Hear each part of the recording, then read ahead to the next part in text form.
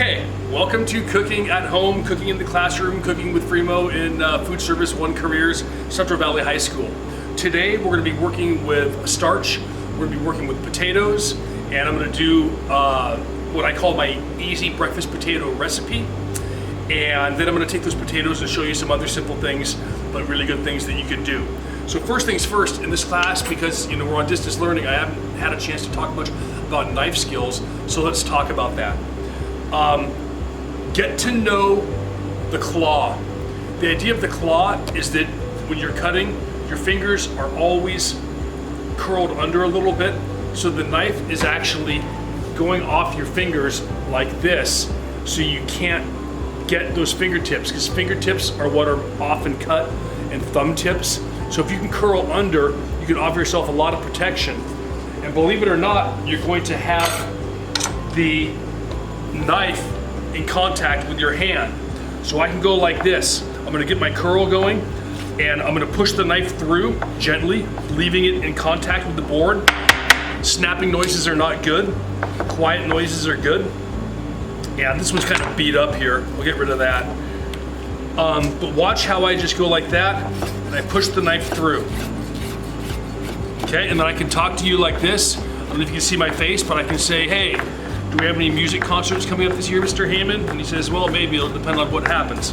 So you don't have to be seeing it if you touch it. Now, potatoes are a little bit more, I was gonna say dicey, but when you're dicing a potato, this is a little bit bigger, so you have to be safe in a different way. This one's pretty thin, this one's a little wider, but I think we're gonna cut them the same. And the key here is safety, and the key is consistency. So the first thing I'm gonna do is I'm gonna take my potato, and you see how it wants to lay flat on that side? Put it up on the side it doesn't wanna sit on, okay? Put it up on the side it doesn't wanna be on, and then get your knife and gently start it, and then just take your hand, just push through like that. I'm just gonna kind of glove over it because I don't want anything underneath that.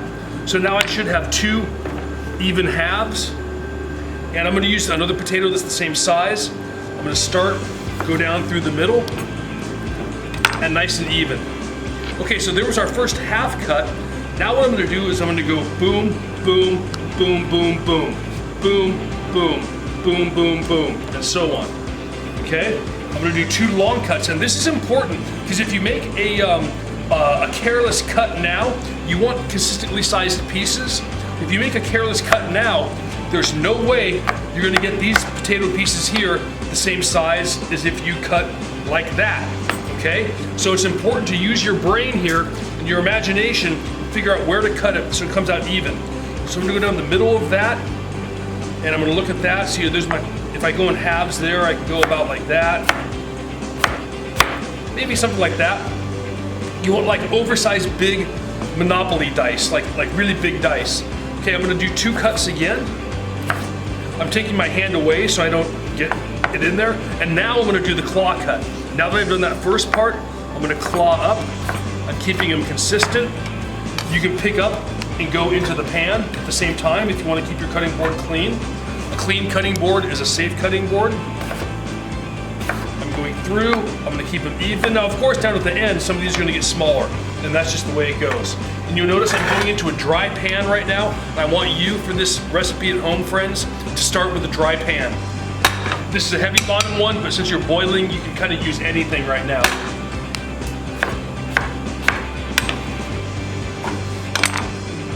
And one more time, you only have one potato, but I'm gonna do more because I've got staff here who are hungry.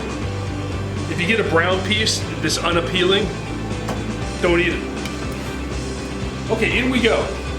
Now, on the recipe that I'm pushing out that's part of this assignment, you will see that you just want to barely cover the potatoes.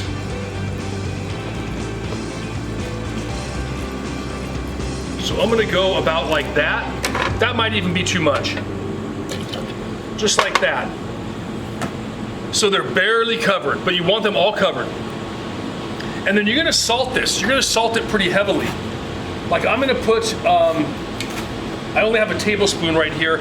I'm gonna put close to a tablespoon of salt in this. Put like a tablespoon of salt in this, because when you taste it, You want it to taste a little bit like the ocean for you beach people. It needs to taste pretty salty. And remember, you're not eating all that salt. You're cooking the outsides of the potato in the salt, and then the salt's gonna get poured down the drain. So now what I'm gonna do is I'm gonna go take these potatoes, I'm gonna put them onto high heat, and I'm gonna bring it to a boil. Once it starts to boil, I'm gonna set a timer for 4 minutes, and then I'm gonna drain them. So you wanna have your stuff ready to go, and you wanna be ready to drain. Because when people overcook these, they turn into mashed potatoes, which is great, but that's not what we're doing right now. It's for them to stay intact and in pieces. You want them to be just barely par cooked. Par means partially cooked, so we can get a nice brown in our cast iron skillet. So I'm gonna go start these on high. Okay, so those have got started, and lo and behold, guess what? I have some that are already ready. So these ones here, if anything, got a little bit overcooked. You can see how they've changed color. These small ones taste like they belong in potato salad, but you see how they still have a little bit of edge to them still? If you start cooking them and the edges fall off, that means they're getting overcooked and they're gonna fall apart in the pan. So I've got my, my potatoes ready to go. Jeff, if you could back up a little bit. The best pans for cooking these potatoes is gonna be your cast iron skillet. If you've got one of these, this is the best. It has light non-stick properties and it really browns the potatoes evenly. If you have to use what's called a non-stick pan that has this non-stick coating, it's okay, but it's not as heavy on the bottom. You're gonna need to go longer, less heat. The ones you really kind of don't want to use, and they work, but they're just not as good for this application, is stainless steel. The potatoes tend to stick, and you have to use way more oil than you want to for that. So go cast iron if you have it, go non-stick, and this is in third place, and it works, but it's not the best. Okay, so I've got my pan hot here, and this dish, it takes some oil. It really does take some oil. So I'm gonna put, you can get a little closer on that. You see how the oil starts to shimmer a little bit and it falls apart? That's telling me, or starts to separate, that's telling me this is starting to get good. That's maybe a little bit too much oil. So you want just enough to coat the bottom of the pan. You can always add more. Now in we go. And I immediately hear a sizzle, a light sizzle. You can see a little bit of a sizzle. That's good. And in we go. Now an important thing to do right now is, first of all, don't mess with this too much. You want to get the potatoes even. Get everybody onto the dance floor here. And now we're gonna let them go low and slow. I'm gonna let them brown. It looks like they drank up the oil. See how the pan got dry on me? I'm gonna add a little bit more oil to those. And I'm not seasoning yet because my potatoes already came out of the water pretty much salted and ready to go. The way I salted my water. You can always eat one and see if you think it needs a little bit more salt. If you want to use garlic salt, that tastes good. You know, some hot pepper maybe. So the key here is let them ride. Don't try to stir them until you start to see them brown. You can get underneath one and you can check it. I'm talking about letting these go on medium heat for 5 minutes. Go check your phone, go do some homework, go do something else, but stay near it so if you start to smell it burning, you can get at it. We're gonna let those be, okay? Another word about what to stir with, I've got a thin metal spatula here because I want to get underneath those. I want to get underneath where the black pan meets the nice brown flavor. If I try to get at it with this, I'm making mashed potatoes with it. It's not the best. If it's all you have, it's all you have. This works a little bit, but really, thin things made of metal or Teflon are your friend there as well. Okay, let's look at what we're gonna do with these potatoes when we are done. when you beat eggs, when you crack eggs, I'm going to use a plate here. You can do it on a number of surfaces, but I want to show you how when you do eggs, you spill more on the counter than you think.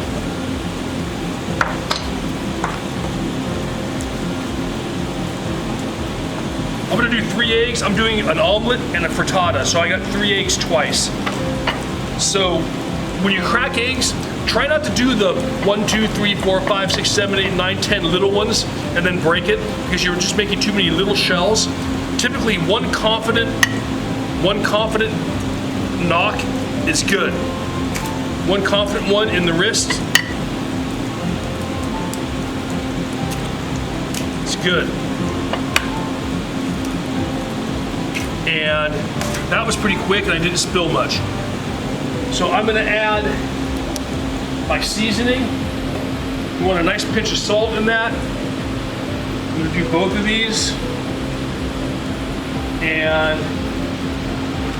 you wanna whip your eggs until the whites disappear.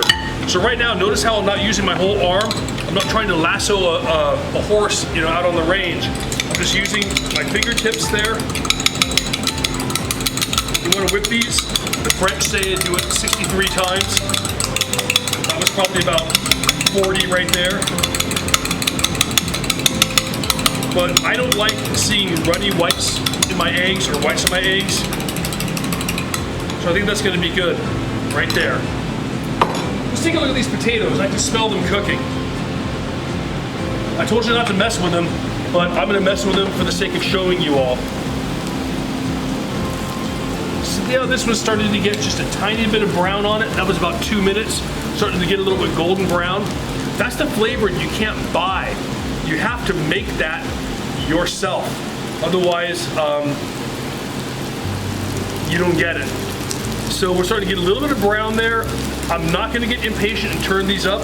I'm going to let them go low and slow. Maybe I'll turn it up just a pinch. Okay, those are cruising. Our eggs are ready to go. Let me show you a little bit about cutting vegetables. When we get back in the classroom, you're going to find yourself cutting a lot of onions. These are pretty large onions, and this one I can see is rotting a little bit, but I'm going to go ahead and see if I can use it because I don't want to waste. So when we do onions, we always start by going, this is the North Pole here. This is if this is the earth, this is where your plant comes up and creates a flower, and these are your roots down here. So think of it as a top and bottom that way. I'm going to claw up here. I'm going to grip it like a cat with a mouse. I don't want that thing to get away from me. And I'm just going to barely take off the tip of that onion and the bottom of that onion. And now I'm going to go through the middle. And this one's looking pretty ragged on the ends, but the insides are okay. So onions have skins to them. Or they have layers, I should say. They have skins and layers. So my skin is definitely bad. Only the goats can eat that. And even then they might not like it. So because these are getting kind of bad, I'm gonna take off a couple layers on the outside. And that looks pretty good. And again.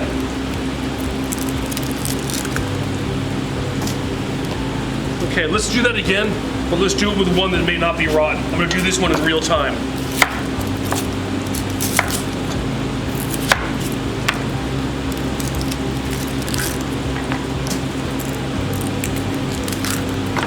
Okay, that's a much nicer looking onion right there.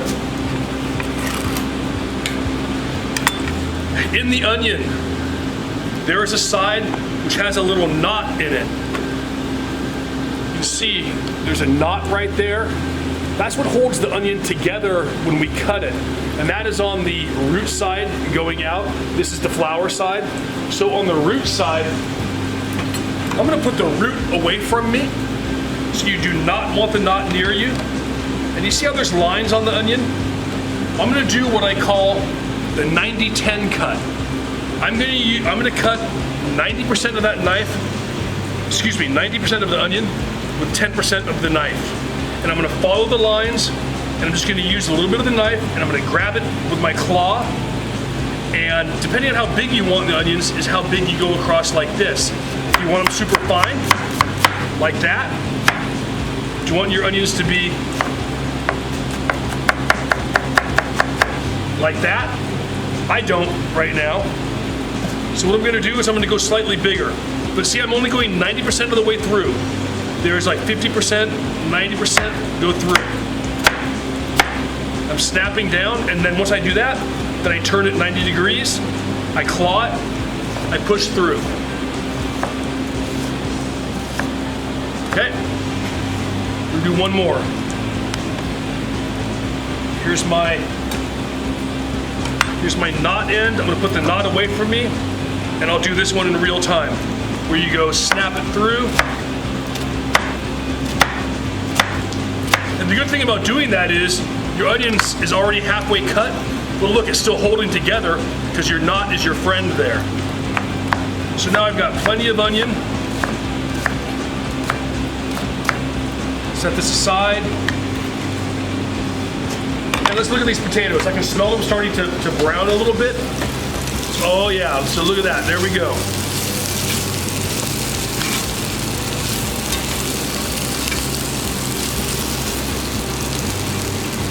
So which is the best one? Well, that's a pretty good one right there. You can kind of get in here and flip them over. If you just take the whole thing and toss it, you should have a 50% chance of getting them turned. But sometimes you have to go and see I turned that one, I got the brown side up. So these are already about as good as a lot of potatoes you get out in restaurants, but we're gonna make them better. And these ones were probably overcooked in the pan a little bit. You see how it's starting to fall apart? But it's gonna be good. Okay, I'm gonna add a little bit more oil to that. And let these brown up a little bit more. Okay, how to cut bell pepper. This is a bell pepper cut in half. Now I'm gonna take this part out. And what we do in here in foods is we always make strips and we go this way, that way, this way, that way, this way, that way, this way, that way. So I want my bell pepper to be about the same size as the onion. So I'm gonna claw up, I'm gonna go through. Okay, and then I take my pieces. What I don't do is sit here and go one at a time, unless you're really a beginner. Let's do two at a time. Okay, or even we'll do two at a time. And there we go. And I'm gonna start this up, and I'm gonna start frying some bell peppers and some onions for one of the dishes I'm doing here. Or maybe I'm not, maybe I'm going over to the stove.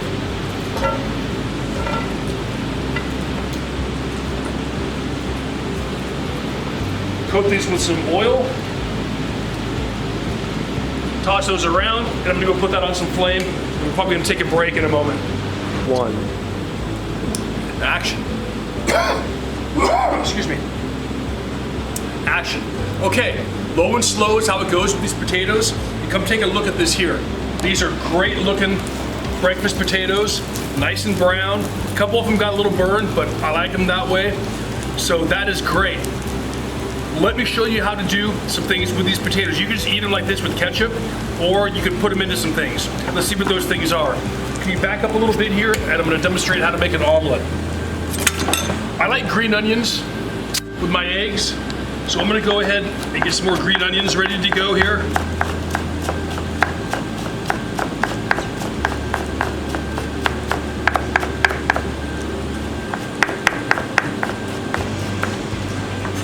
Okay, and I'm gonna use butter for this omelet.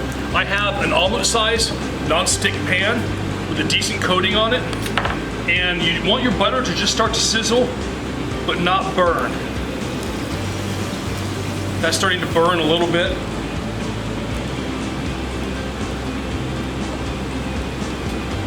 No, I'll do my green onions in it. Okay. Little sizzle going on there. And while those are starting to get aromatic, I made some sauteed bell peppers and onions. It got away from me a little bit, but it's gonna taste great like that. Real deep flavors. put that to the middle. Okay, so once those green onions just start to get a little nose to them, in we go. In we go with the eggs, right in on top of them.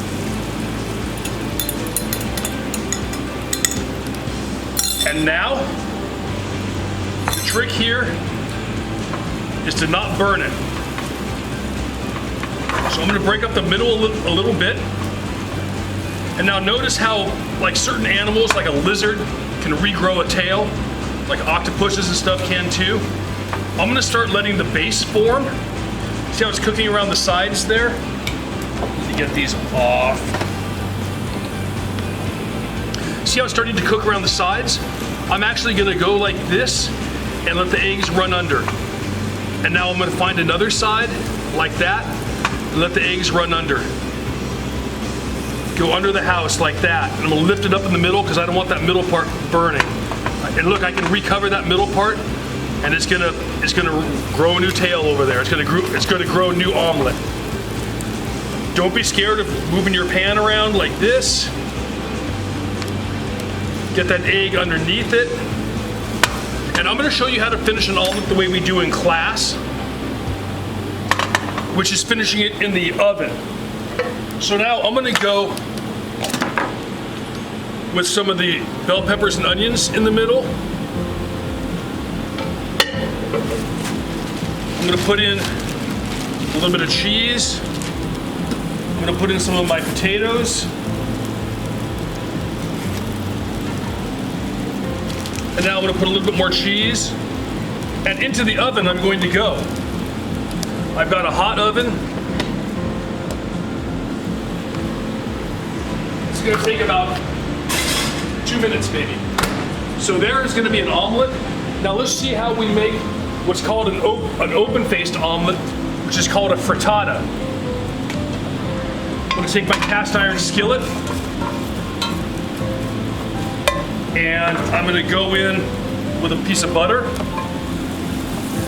I'm gonna go in with the remainder of these bell peppers and onions. If you had sausage or bacon in this, you'd be happy.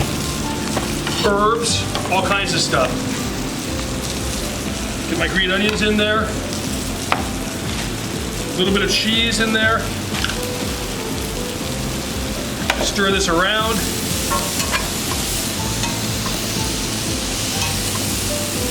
And this one you have to have the non-stick pan for. I probably should have done that differently, but it's amazing. Okay, now, around we go with the eggs. This is 3 eggs. Just even that out. And this one I'm not gonna stir. See how it's already starting to form an edge there?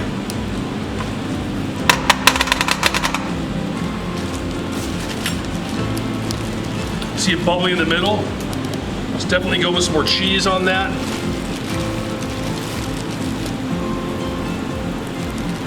And, you know, I'm gonna live dangerously here. I'm just gonna put a little bit of hot pepper on top of that. Okay, now this is gonna finish baking, but this is gonna take longer because look how thick it is. You see how in the center here, you see how it's cooking around the outside, but the center is still raw?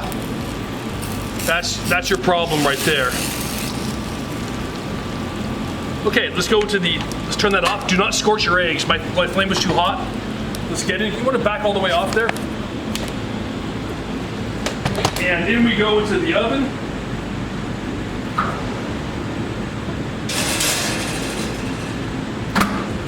And look at this omelet here. See how nice and fluffy that got? That's the water in the egg. So now when you flop this, I'm gonna flop it over this way. I'm gonna get under this half right here. And I'm gonna flop that over. This is a little bit browner than I like it, but that oven was hot and it's hard to cook here on these surfaces. And this is my first shot at it. Now watch what I'm gonna do here. I'm not gonna try to lift this omelet up with the spatula. I'm not gonna try to do that. I'm gonna get underneath it and I'm gonna take the pan out from underneath it. So I've got it. It can't get away from me. It's mine. Out goes the pan. Okay, you see that? Out goes the pan, and you see the curve of the omelet right there? Let's make that curve of the omelet flow with the curve of the plate. And then your little fruit or something would go on the side here. You can put a little bit more cheese on top of that.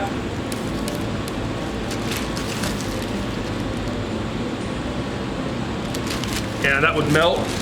If you were in a restaurant, they'd put it in the hot window waiting for the servers to come get it, and that would melt a little bit. That's definitely a little bit brown for me, but a lot of people like it that way. We're gonna have about an edit of about probably 2 minutes right now to wait for that frittata to be done. And the frittata, F-R-I-T-T-A-T-A, Hakuna Frittata, is done. This is 3 eggs, cheese, bell peppers, onions, and potatoes. And that's a lot of food right there. It got hot and it expanded, it souffled, and as it's cooling, look what it's doing around the side. It's pulling off the sides a little bit. I'm gonna help it out, but then watch what I'm gonna do. With a lot of confidence, I'm gonna pick this up, and I'm gonna go right over onto a surface. Like that. And then you can take your knife and you can serve your friends and family a slice of frittata. You go upside if you want. Oh, look at that. If you had like a little salsa, a little bit of sour cream, and some fruit or something, I mean, that's like money right there. And that's really good. Excuse me. Just check the inside of the omelet.